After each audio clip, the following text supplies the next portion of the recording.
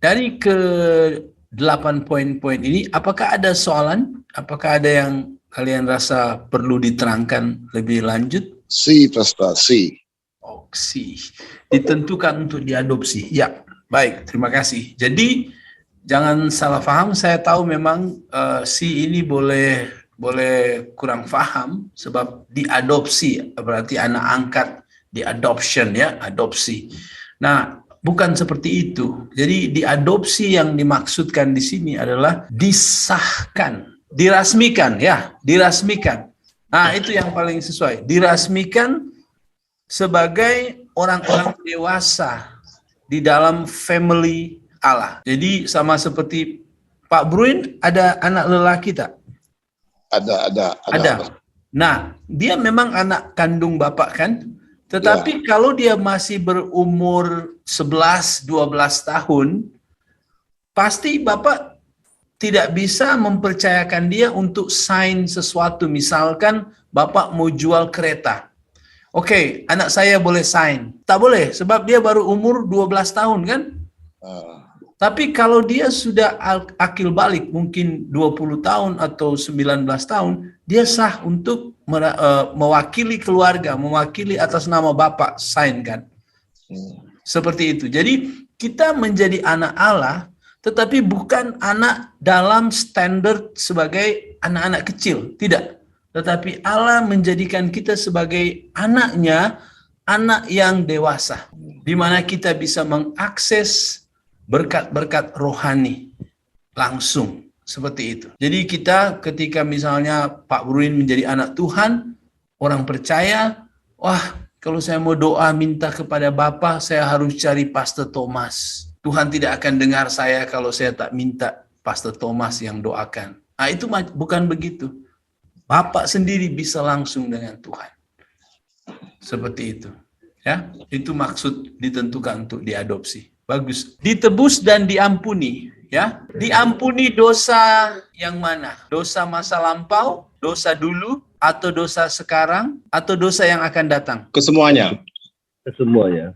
Oke. Ya, jadi Tuhan Yesus membayar dosa-dosa kita, bukan hanya dosa dulu, tetapi juga dosa sekarang, dan juga dosa yang nanti kita pasti akan buat di masa hadapan, bahkan di hari terakhir kita menghembuskan nafas terakhir. Jadi memang kalau Tuhan hanya mengampuni dosa kita dulu, kalau dosa kita besok itu harus kita yang ampuni sendiri, maka siapa sebenarnya yang adalah juru selamat kita? Diri kita bukan. Jadi bukan Yesus sebagai satu-satunya juru selamat. Dan itu bercanggah dengan kebenaran Alkitab. Apa yang ada dalam pikiran kamu selepas mendengarkan kebenaran-kebenaran yang daripada Allah sendiri ini?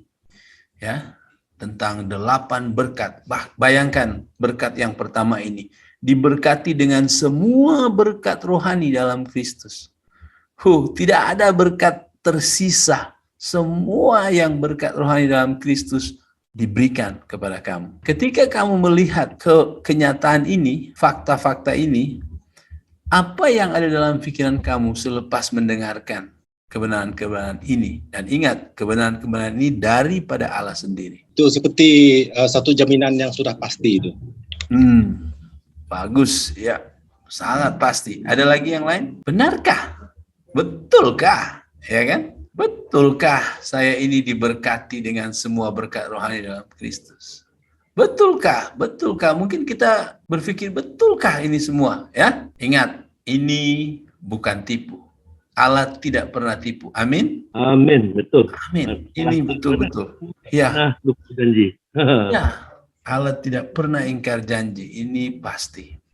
Oleh sebab itu, saudara, ini menyebabkan Paulus berlimpah dengan ucapan syukur. Dan di sini kita akan masuk pada doa pertama dari Paulus. Ketika dia memahami siapa orang percaya di mata Allah, orang-orang yang diberkati dengan penjelasan-penjelasan yang sudah kita fahami tadi, kita lihat seterusnya Paulus berdoa. Kalau kita lihat dalam table ini yang sudah saya jelaskan tadi, kita sudah lihat bagian ini ya. Kita sudah lihat tentang berkat-berkat orang percaya. Nah, sekarang kita masuk pada bagian ini, yaitu doa Paulus. Oke, mari kita melihat doa Paulus tersebut. Di ayat 15 sampai ayat 16. Ayat 15. Karena itu setelah aku mendengar tentang imanmu dalam Tuhan Yesus dan tentang kasihmu terhadap semua orang kudus, aku pun tidak berhenti mengucap syukur karena kamu. Dan aku selalu mengingat kamu dalam doaku. Jadi, ketika dia berbicara tentang fakta-fakta atau kenyataan-kenyataan tentang berkat daripada orang percaya, maka dia berkata apa? Ketika aku tahu kamu adalah orang yang beriman di dalam Tuhan Yesus, bahkan imanmu itu ketara, nampak dalam kasihmu terhadap sesama orang percaya, ya, orang kudus. Wah, ayat 16, aku pun tak berhenti mengucap syukur karena kamu, dan aku selalu mengingat kamu dalam doaku. Wah, jadi saudara nampak di sini Paulus mengucap syukur, memuji Tuhan karena ia telah mendengar bahwa orang-orang percaya di Efesus teguh iman mereka, teguh bergantung hanya kepada Tuhan Yesus Kristus. Ingat ya, iman itu adalah percaya, yakin dengan sungguh-sungguh janji-janji daripada Allah sendiri. Inilah orang yang beriman. Paulus bukan hanya mengucap syukur oleh karena dia mendengar tentang orang percaya di Efesus yang teguh iman mereka, tetapi juga Paulus mengucap syukur karena dia juga mendengar tentang orang percaya ini yang hidup mereka memancarkan kasih. Dan memang ini bukti daripada orang yang percaya. Orang bilang, oh saya orang percaya, tetapi hidupnya tidak di dalam kasih. Ayo, inilah yang dimaksudkan oleh Yakobus. Itu sebenarnya tidak ada iman. Itu sebenarnya orang yang tipu saja. Orang yang hanya cakap, saya beriman, tetapi kehidupannya sama saja dengan semua orang yang tidak percaya. Tidak ada bukti daripada iman mereka. Tidak seperti itu. Orang yang sungguh beriman kepada Yesus, pasti kehidupan mereka akan diwarnai oleh kasih. Orang-orang percaya di Efesus saling mengasihi dengan kasih yang daripada Allah. Roh Kuduslah yang memampukan orang-orang percaya ini untuk hidup mengasihi satu dengan yang lain. Oleh itu kita lihat dalam poin ini bahwa doa Paulus pertama adalah mengucap syukur kepada Tuhan atas iman dan kasih orang-orang percaya yang ada di Efesus. Terkadang kita memulai doa kita mungkin langsung kepada permohonan, langsung kepada permintaan-permintaan. Tetapi kita lihat doa Paulus, dia memulai doa dengan ucapan syukur. Jadi saudara, kalau kamu lihat teman-teman yang giat di dalam Tuhan, teman-teman yang hidup di dalam kasih, orang-orang yang sudah percaya kepada Yesus, itu pun menjadi satu ucapan syukur kita kepada Tuhan. Terima kasih Tuhan, mereka percaya kepadamu. Terima kasih Tuhan, mereka sedang bertumbuh di dalam hidup yang mengasihi. Wah, itu menjadi satu ucapan syukur tentunya. Oke, seterusnya ayat 17. Dan meminta kepada Allah, Tuhan kita Yesus Kristus, itu Bapa yang mulia itu, supaya Ia memberikan kepadamu roh hikmat dan wahyu untuk mengenal Dia dengan benar. Ini kita masuk pada permohonan sekarang.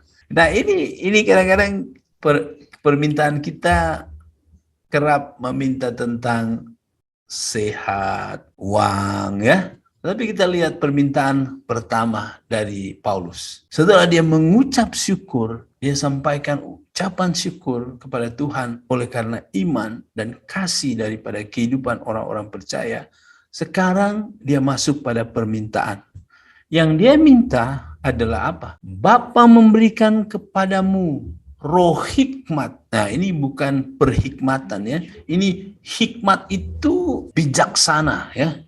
Bijaksana. Hikmat beza dengan pengetahuan. Ada ramai orang punya pengetahuan. Ya? Wisdom kan? Wisdom. Hikmat itu wisdom tuh saya rasa. Wisdom ya. Oke. Jadi perbezaan antara pengetahuan dan hikmat adalah hikmat itu adalah bagaimana bijaksana menggunakan pengetahuan. Ada ramai orang punya pengetahuan banyak, tetapi tidak mampu menerapkan pengetahuan itu dengan tepat. Nah, tapi kalau hikmat itu mereka sanggup menggunakan pengetahuan itu dengan tepat, dengan sesuai, dengan efektif. Itu dia. Lalu wahyu untuk apa? Wahyu untuk mengenal dia dengan benar.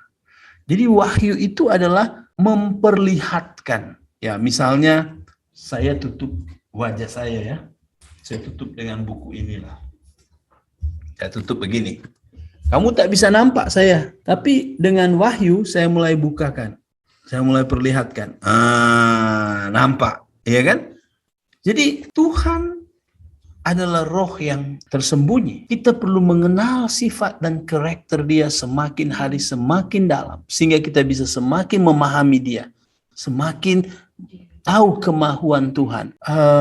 Semakin kita berkenalan lebih banyak, kita semakin saling mengenal satu dengan yang lain. Seperti saya dan istri saya semakin mengenal dia. Sebab kenapa? Semakin lama kami bersama-sama. Sehingga dia punya reaksi sedikit saja saya tahu, oh ini dia tidak suka. Oh ini dia sangat suka. Oh ini. Jadi karena kami semakin bergaul bersama-sama, semakin kenal. Jadi pengenalan saya yang 10 tahun lalu dengan pengenalan saya 10 tahun sekarang tentang istri saya semakin bagus, semakin paham. Begitu juga dia sebaliknya. Allah kita juga seperti itu. Kita semakin memahami tentang dia. Semakin memahami tentang dia. Nah, dia itu adalah sempurna. Dia itu adalah kebenaran. Kalau kita semakin kenal dia, berarti kita semakin kenal kesempurnaan dan kebenaran. Dia itu adalah kasih. Kita semakin kenal hidup yang mengasihi itu bagaimana. Nah, ini yang Tuhan inginkan. Dan ini menjadi doa dari Paulus untuk jemaat-jemaat yang dia sudah tanam, khususnya di jemaat Efesus. Oh jemaat saya bersyukur kamu sudah beriman. Oh jemaat saya bersyukur sebab kamu sedang hidup di dalam kasih. Namun saya juga terus minta kepada Tuhan supaya Tuhan terus berikan kepada mereka hikmat, berikan kepada mereka pengenalan tentang Engkau. Wah, itu dia. Itu menjadi permintaan Paulus di sini. Supaya Allah terus mengajar mereka tentang karakter Allah sehingga mereka kenal jalan-jalan Allah, sehingga mereka kenal kehendak Allah bagi mereka. Apakah kita mendoakan orang-orang yang sudah kita injili dengan doa seperti ini? Apakah kita sedang doakan jemaat kita dengan doa seperti ini? Ini harus kita doakan. Saudara ingat bahwa selama kita di dunia ini, Tuhan ingin agar kita terus bertumbuh di dalam pengetahuan. Dalam 1 Petrus berkatakan, hai kamu yang sudah beriman, hendaklah kamu menambah-nambahkan imanmu dengan pengetahuan. Kepada pengetahuan, kebajikan, berbuat baik-baik, berbuat kebaikan-kebaikan, dan seterusnya, sampai kepada kasih. Jadi kita melihat bahwa kita tidak cukup berhenti ketika kita sudah beriman. Tidak.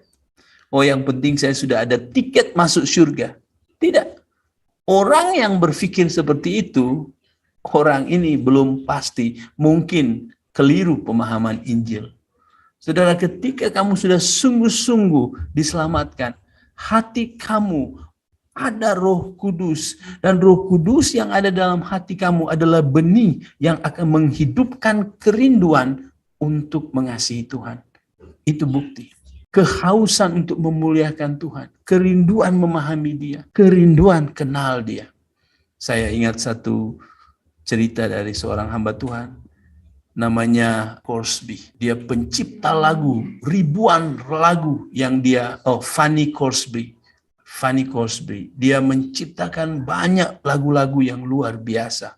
Namun dia buta. Oleh karena dia begitu famous dan telah menjadi berkat yang banyak sekali kepada orang-orang Kristen, maka ada tawaran untuk dia di operation mata dia. Sudah tahu apakah dia jadi sembuh? Tidak. Apakah tidak ya? Mengapa tidak sembuh?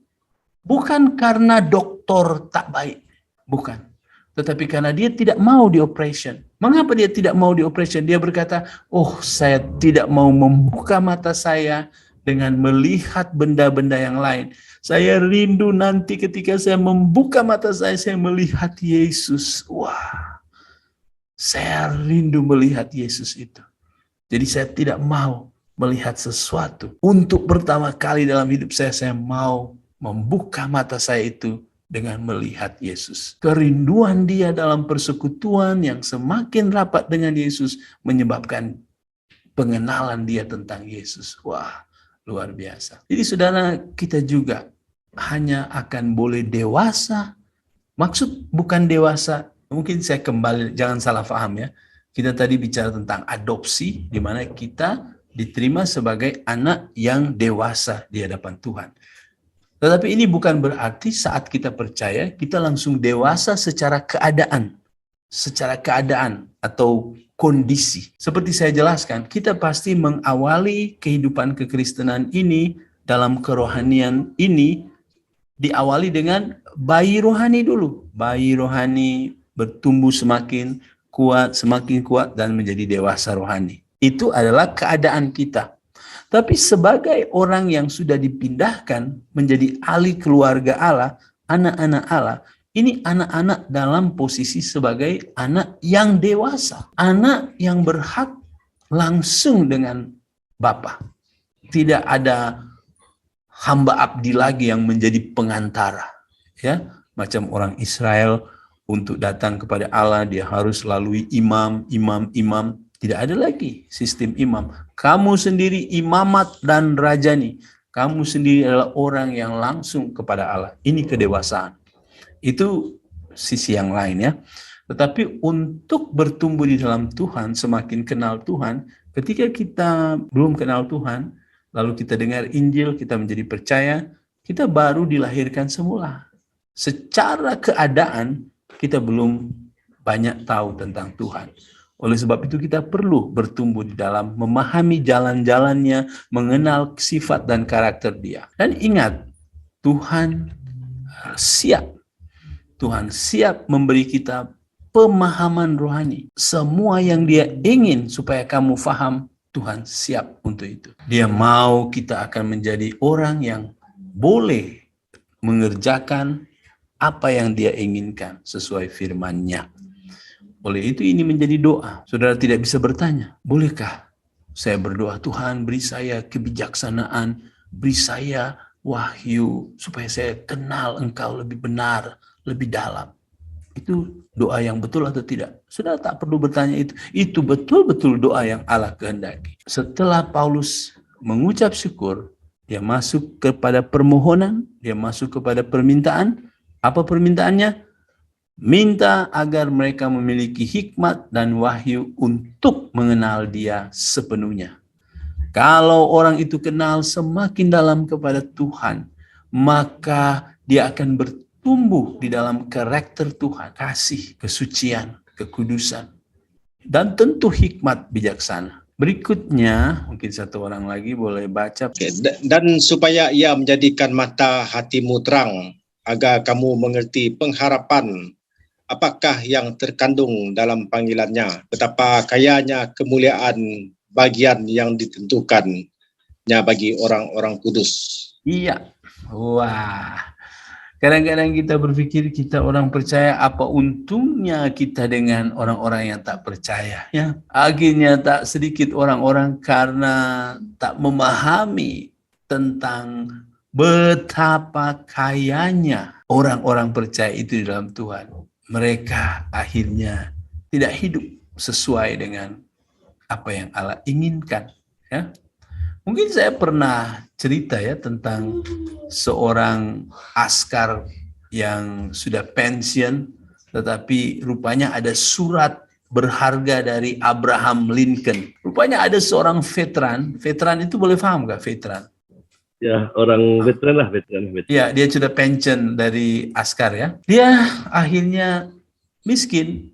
Dia tak ada rumah, dia tak ada cukup uang, sehingga pakaiannya sangat kotor dan itu terus. Sering dia akhirnya harus minta-minta. Lalu satu waktu ada orang yang berbelas kasihan kepada dia dan mau bercakap-cakap, mau berbual dengan dia dan berkata, "Hei, kamu dulu macam mana? Kamu tak kerja kah dulu? Oh, saya askar dulu tahu.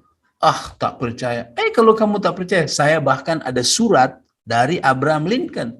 Wah, ketawa dia. Lalu orang itu dia kasih lihat. Ini. Lalu orang yang baca, dia bilang, kenapa kamu tak sedar isi dari surat ini? Kenapa? Isi dari surat ini, kamu boleh bicara kepada kerajaan, kerajaan akan sediakan kamu rumah, kerajaan akan bagi kamu salary, gaji setiap bulan. Kamu tidak bisa hidup seperti ini. Hah? Betulkah? Betulkah? Iya, coba tengok ini. Hah? Baru dia sadar.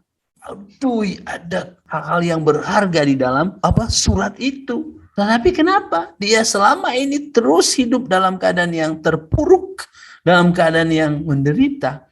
Karena dia tidak memahami isi daripada surat yang dilakukan oleh Presiden Amerika ini. Nah, kadang-kadang kita juga seperti itu. Kita sudah beriman, tapi kita, saya oke lah. Kita lupa bahwa kita perlu mengetahui isi surat persendirian Allah untuk kita di dalam Alkitab. Apa yang Allah katakan tentang kita di sana. Itu sebabnya doa Paulus adalah, tolong Tuhan supaya mata hati, bukan mata fisikal ini ya. Biasanya mata terbuka tapi hati tertutup. Jadi Tuhan tolong bukakan mata hati mereka sehingga mereka terang. Agar mereka mengerti pengharapan yang dikandung itu adalah luar biasa. Jadi saudara, doa Paulus di sini, ya rindu agar Allah menjadikan mata hati mereka terang, agar mereka mengerti pengharapan yang terkandung dalam panggilan. Sebagai orang-orang yang sudah dipanggil, apa pengharapan kita? Biarlah kita bertumbuh, wah ini pengharapan kita, wah ini pengharapan kita. Sehingga kita akan terus mengalami kemenangan ketika kita ada godaan untuk menukar iman kita. Oh, ini juga menjadi doa Paulus agar Tuhan mengajar orang-orang percaya untuk kenal, untuk paham lebih banyak semua hal yang telah Allah rancangkan bagi mereka di masa hadapan. Saudara, kita semua memang perlu bertumbuh di dalam memahami ini. Memahami lebih banyak lagi mengenai hal-hal yang Allah janjikan bagi kita. Yang akan Dia buat untuk kita. Itu memang masih pengharapan.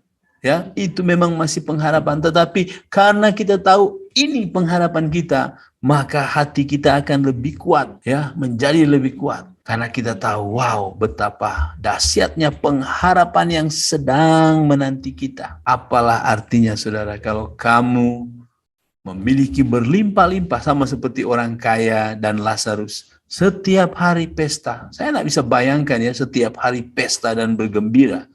Mungkin orang kaya di Malaysia setiap bulan mungkin mereka pesta, atau setiap 2 minggu sekali mereka pesta dengan luar biasa. Tapi orang ini setiap hari pesta, memang pesta pora, menjemput orang-orang ini kaya luar biasa. Namun apalah artinya 80, 90, 100 tahun hidup dalam keadaan seperti itu, tetapi akan mengakhiri dengan kehidupan terpisah dengan Allah. Bukan hanya 80 juta tahun, bukan hanya 80 ribu juta tahun, bukan hanya 80 juta bilion tahun. Sudah tahu tahun-tahun itu walaupun berbilion-bilion ribu, ketika melihat tahun itu, lama waktu berbilion-bilion itu hanya macam titik saja dibandingkan dengan selama-lamanya. Kita punya pengharapan di mana kita hidup kekal abadi dalam kebahagiaan yang tak terkatakan. Sudah semakin kita kenal Tuhan, semakin kita kenal rancangan Dia bagi kita, kita tentu akan semakin bergebu, bersemangat menantikan pengharapan yang akan kita temui kelak ketika Dia datang kali kedua. Masih di ayat yang sama, saya secara khas memperhatikan tentang betapa kayanya kemuliaan bagian yang ditentukannya bagi orang-orang kudus. Wah, sekarang kita akan melihat bahwa memang bagian miliknya itu yang Dia sediakan sangat berharga, saudara. Sangat-sangat berharga. Roh Kudus mengajarkan kepada kita betapa mulianya kita sebagai bagian milik Tuhan. Saya yakin ketika kalian dengar pengajaran tadi tentang seorang miskin yang akhirnya diangkat, bukan hanya menjadi orang yang diberikan makanan, minuman, tetapi dijadikan memiliki semua yang dimiliki oleh orang itu. Wah, itu dahsyat. Dan ingat, itu yang Allah buat untuk kita. Dia bukan hanya menjadikan kita memiliki sebahagian, tetapi dia menjadikan kita memiliki segala sesuatu bersama-sama dengan Kristus. Wah, itu membuat kita tahu pengharapan yang dahsyat yang sedang tersedia di hadapan. Sebagai manusia, kita masih memiliki tubuh jasmani. Pikiran dan perasaan kita senang dikesan, senang dipengaruhi oleh hal-hal yang kita lihat setiap hari dan hal-hal yang kita inginkan untuk tubuh kita. Senang. Saya ingat dulu saya waktu menjadi orang percaya, saya rindu menjadi pastor. Tapi ketika saya tengok kawan-kawan saya mulai ambil keputusan, mau menjadi pakar komputer, mau kerja di kerajaan. Bagaimana ini kalau saya hanya jadi pastor, macam mana ini? Terpengaruh juga. Itulah kita sebagai manusia, kita boleh terpengaruh oleh hal-hal yang setiap hari kita lihat. Akibatnya apa? Akibatnya adalah hal-hal yang Allah ingin kita lakukan menjadi terbengkalai atau terlalaikan dan tidak lagi menjadi hal yang penting dalam hidup kita. Ini yang memang iblis inginkan dalam kehidupan anak-anaknya. Dia tidak bisa mencuri lagi kita. Dia tidak bisa mengambil lagi kita menjadi anak iblis. Tidak bisa. Tetapi yang dia bisa buat adalah membuat kita hilang pengharapan. Membuat kita akhirnya terpesong, tidak lagi tertarik dengan apa yang Allah rancangkan, tetapi akhirnya tertarik dengan hal-hal yang bukan dalam rancangan Allah. Dan ini membuat kita tidak berbuah, dan itu yang iblis inginkan. Itu sebabnya saudara, kita memang perlu meminta supaya Tuhan terus tolong ajar saya, ajar kita, ajar mereka agar mereka bertumbuh memahami diri mereka. Diri mereka ini adalah milik Tuhan. Diri mereka ini adalah tebusan Tuhan. Dan Tuhan ingin supaya kita hanya mau hidup bagi Dia. Dan ingat betapa kayanya kemuliaan bagian yang Allah tentukan bagi orang-orang kudus. Doa permintaan yang berikutnya, Paulus minta agar orang-orang percaya mengetahui kekayaan kemuliaan bagian yang diberikan Allah kepada orang-orang kudus. Selanjutnya kita bisa lihat lagi dalam 2 ayat ini. Ini juga masih permintaan Paulus dalam doanya. Ayat 19. Dan betapa hebat kuasanya bagi kita yang percaya sesuai dengan kekuatan kuasanya yang dikerjakannya di dalam Kristus dengan membangkitkan Dia dari antara orang mati dan mendudukkan Dia di sebelah kanannya di surga. Di sini kita lihat permintaan Paulus yang berikutnya adalah Tuhan tolong supaya mereka boleh memahami kehebatan kuasa Allah. Kadang-kadang kita tahu secara logis saja bahwa Tuhan hebat. Dan tak heran kita juga seronok ketika menyanyi lagu misalnya Allah kita besar dan hebat dan besar, Allah yang heranlah. Maksudnya Allah mengherankan sebab betapa besar dan dahsyat Tetapi mungkin orang akan bertanya, apa pengalaman kamu yang betul-betul kamu alami bahwa memang Allah itu hebat, besar dan dahsyat? Apa ya? Tak tahulah. Oh iya, saya pernah sakit dan saya disembuhkan. Puji Tuhan, hebat ya.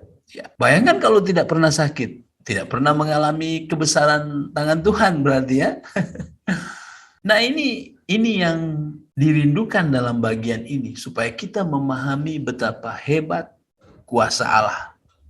Bukan hanya dengar, tetapi kita mengalaminya juga. Kalau kita hanya tahu saja tetapi kita tidak mengalaminya, mungkin seperti orang buta yang menyanyi tentang bintang kecil di langit yang tinggi.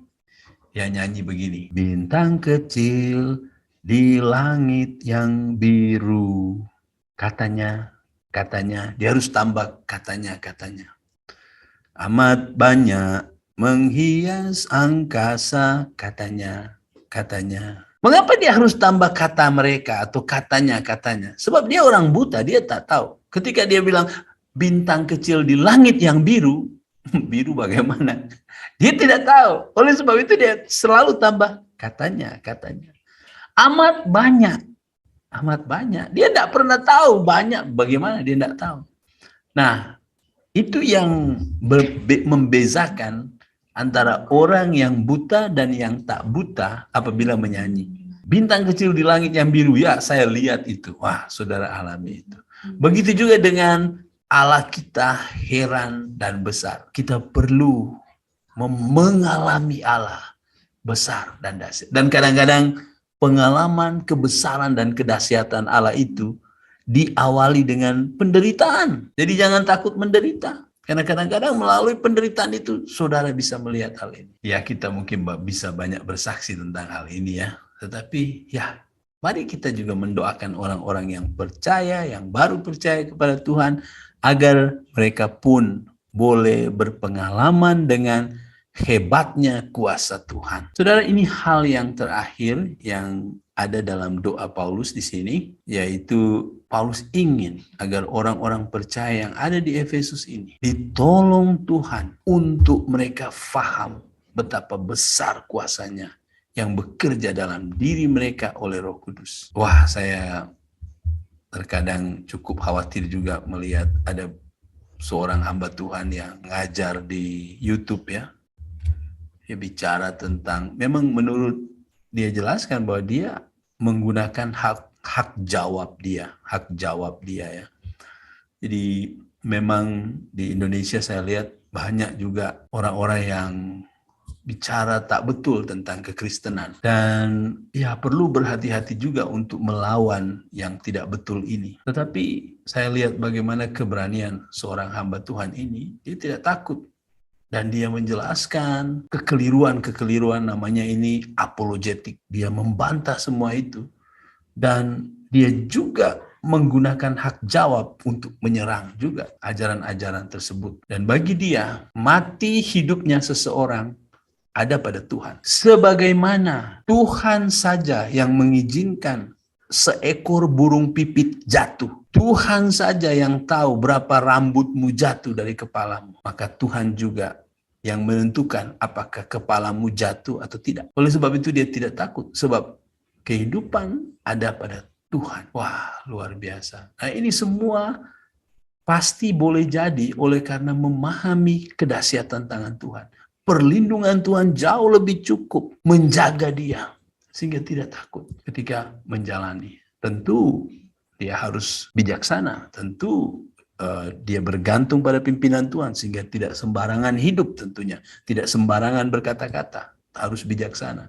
Namun jelas nampak keyakinan tentang kehebatan kuasa Tuhan yang sanggup melindungi, yang sanggup menolong.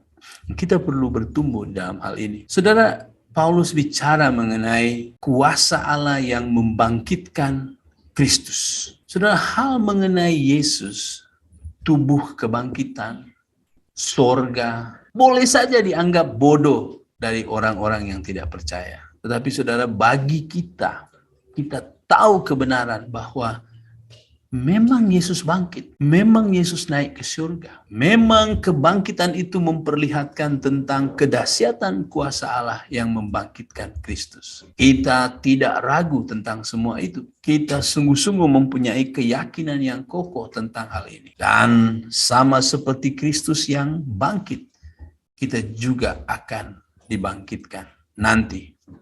Oleh sebab itu saudara, kita juga perlu meminta kepada Bapa Surgawi. Bukan hanya kita mendoakan mereka, tetapi kita juga boleh berdoa untuk diri kita.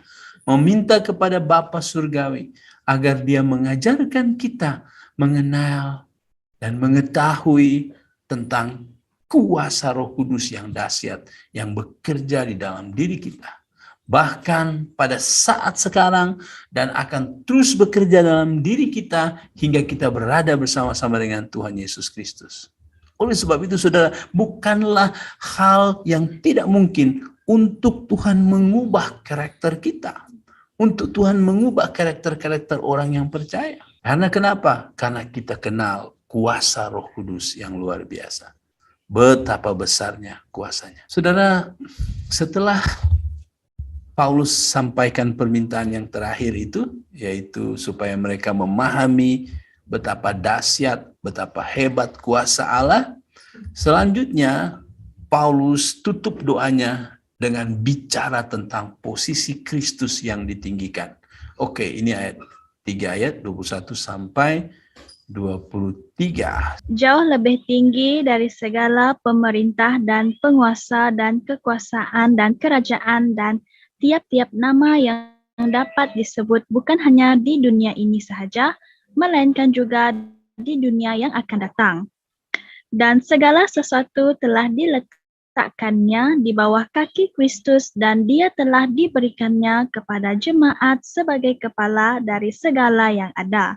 Jemaat yang adalah tubuhnya, yaitu kepenuhan dia yang memenuhi semua dan segala sesuatu. Jadi setelah dia pertama sekali kita lihat ada doa ucapan syukur, lalu kita lihat ada poin-poin dia memohon kepada Tuhan, dan dia closing dengan memuji Yesus Kristus, ya. Dia menjelaskan tentang posisi Tuhan Yesus Kristus yang ditinggikan. Oke. Allah jelas, kita lihat di bagian ini, telah meninggikan Tuhan Yesus melebihi segala-galanya, melebihi malaikat, iblis, setan-setan, dan semua yang lain selama-lamanya. Allah juga telah menjadikan Tuhan Yesus sebagai kepala gereja, sehingga gereja atau semua orang yang percaya dijadikan tubuh dari Yesus, dan Yesus adalah kepala dari gereja. Ingat ya, jangan lupa ketika kita bicara tentang gereja, kita kembali kepada Kisah Para Rasul pada bab 2, di mana gereja didirikan pada hari Pentakosta, saat Roh Kudus dicurahkan dan diam untuk selama-lamanya pada setiap orang yang percaya Yesus. Itulah start atau awal di mana semua orang percaya menjadi ahli atau anggota gereja. Jadi kita, saya dan saudara adalah tubuh Kristus, dan Kristus adalah kepala. Jadi kita adalah anggota gereja, ahli gereja. Jadi sebenarnya secara teologis kurang sesuai kalau kamu berkata, saya mau pergi ke gereja. Karena sebenarnya kamu adalah gereja. Yang sesuai adalah saya mau bertemu dengan gereja. Boleh. Sebab saya akan bertemu dengan semua orang-orang percaya, itu adalah gereja. Jadi rumah di mana kita bertemu itu bangunan, tempat pertemuan gereja Tuhan. Ada lagu yang tepat, aku gereja, kamu gereja, kita sama-sama gereja. Jadi yang gereja itu orangnya. Rumah itu, bangunan itu bukan gereja. Kadang-kadang ada orang bilang, saya sedang membina gereja. Oh, puji Tuhan, bagus sekali. Boleh jelaskan lebih banyak? Ya, saya membina 20 meter lebar dan 35 meter panjang. Oh, rupanya dia bicara bukan tapi dia tengah bicara tentang bangunannya, bukan gereja. Jadi kalau kamu masuk ke satu kampung dan sedang memberitakan Injil dan mereka menjadi orang percaya, itulah pembina gereja yang betul. Saya dengar Koni sedang membina gereja, ya, sedang pergi di satu kampung, mulai mengajar. Emang banyak kepada budak-budak ya, Koni? Ya. Nah, dan kalau mereka jadi orang percaya, mereka gereja. Kamu sebenarnya sedang membina untuk melahirkan gereja. Dan ketika mereka sudah percaya, kamu sedang membina gereja sehingga semakin dewasa. Jadi kalau ada orang yang pakar membina rumah, dia buat kayu dan sebagainya. Oh, sedang buat apa? Saya sedang buat gereja. Itu keliru. Tak betul begitu ya. Nah, dengan kita memahami hal ini artinya bahwa Tuhan Yesus adalah pemimpin dan memiliki kuasa penuh atas gereja. Oke, nah jadi kita melihat sekali lagi seluruh apa yang sudah kita tengok tadi. Ayat 15 sampai 16 itu ucapan syukur supaya semua orang kudus memiliki hikmat dan wahyu untuk mengenal Allah sepenuhnya. Ini permintaan. Supaya mereka mengetahui pengharapan atas panggilan mereka. Ini pun permintaan. Supaya mereka mengetahui kekayaan, kemuliaan bagian yang diberikan Allah kepada mereka. Ini pun permintaan. Supaya mereka boleh memahami betapa hebat kuasa Allah atas mereka. Ini pun permintaan. Lalu pujian kepada Yesus.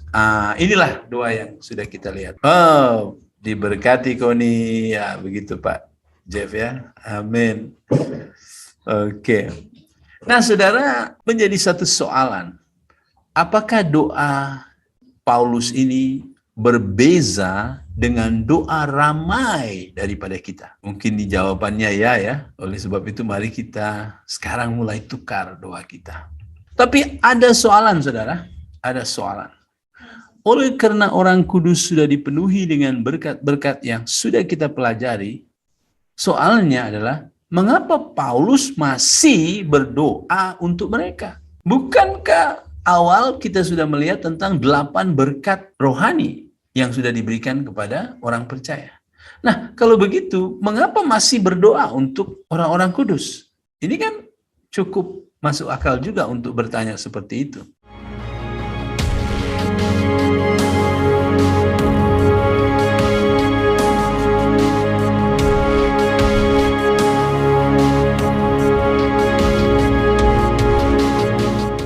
Oke, saya akan jelaskan. Saudara, ingatlah siapa yang duduk dalam hidup kita. Ini gambar, ada satu orang yang duduk dalam hidup kita adalah Tritunggal, Allah Bapa, Allah Anak, dan Allah Roh Kudus ya. Jangan lupa spons yang saya jelaskan tadi ya.